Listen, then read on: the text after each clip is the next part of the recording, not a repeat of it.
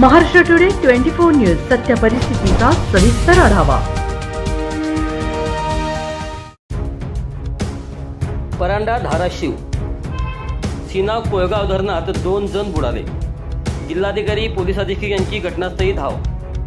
डोमगाव येथे पूरग्रस्तांच्या बचाव कार्याची रंगीत तालीम। परांडा तालुक्यातील डोमगाव येथील सीना कोळगाव प्रकल्प परिसरात पावसाळ्यात अचानक पूरसदृश स्थिती निर्माण झाली, तर जीवितहानी टळावी यासाठी आपत्कालीन पथकाने रेस्क्यू ऑपरेशनचे प्रात्यक्षिक सादर केले। आपत्कालीन व्यवस्थापन व महसूल विभागाच्या वतीने मंगळवारी दिनांक 27 दुपारी 2:30 वाजता डोमगाव येथील सीना कोळगाव धरणात हा सराव उपक्रम राबवण्यात आला।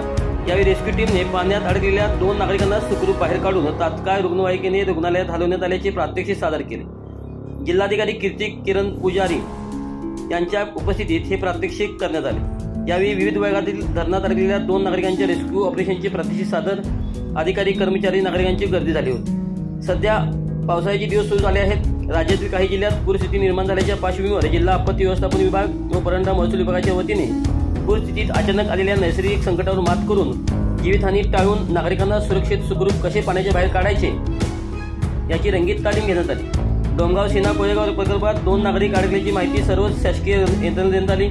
त्यानुसार दुपारी 2 वाजता धरण परिसरात रेस्क्यू ऑपरेशन राबवून नागरिकांना सुरक्षित बाहेर काढण्याची प्रात्यक्षिक सादर करण्यात आले। जिल्हाधिकारी किरण पुजार, पोलीस अधीक्षक रितू खोकर, उपमुख्य कार्यकारी अधिकारी मैना घोष, उपविभागीय अधिकारी वैशाली पाटील, जिल्हा आपत्ती विभागाच्या वैशाली तेलोरे, तहसीलदार निलेश काकडे, उपविभागीय पोलीस अधिकारी गौरीप्रसाद हिरेमठ, मुख्याधिकारी मनीष वडीपल्ले, पोलीस निरीक्षक दिलीप कुमार पारेकर, अंबीचे सहाय्यक पोलीस निरीक्षक गोरक्ष खरड आदीसह आरोग्य, महसूल, पोलीस विभागातील अधिकारी, कर्मचाऱ्यांच्यासह नागरिकांची मोठी उपस्थिती होती। महाराष्ट्र टुडे माझ्यासाठी ब्युरो रिपोर्ट समीर ओवाळ, परांडा, धाराशिव।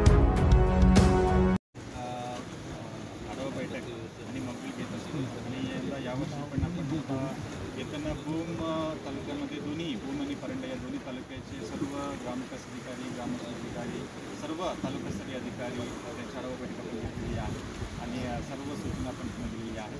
तसेच आपण या आज इथे सीना कोळगाव धरण इथे यशस्वीपणे मॉकड्रिल आपण एक ॲक्टिव्हिटी केलेली आहे। त्याच्यामध्ये सर्व विभागाचे त्यांचे जे पार आहे त्यांच्या रेस्पॉन्सिबिलिटी आहे त्यांनी पार केलेली आहे। त्याच्यामध्ये महसूल प्रशासन आहे, पोलीस प्रशासन आहे, आरोग्य विभाग आहे, स्थानिक ग्रामपंचायत विभाग आहे आणि सगळ्यांनी या मॉकड्रिल ॲक्टिव्हिटीमध्ये यशस्वीपणे वेळेवर येऊन त्यांनी आपला जे मत्स्यमार बांधव आहे त्यांनी रेस्क्यू केलेली आहे। सो या मॉकड्रिल यशस्वीपणे आयोजित केल्याबद्दल मी तालुका प्रशासनाला सर्व विभागाला मी मनापासून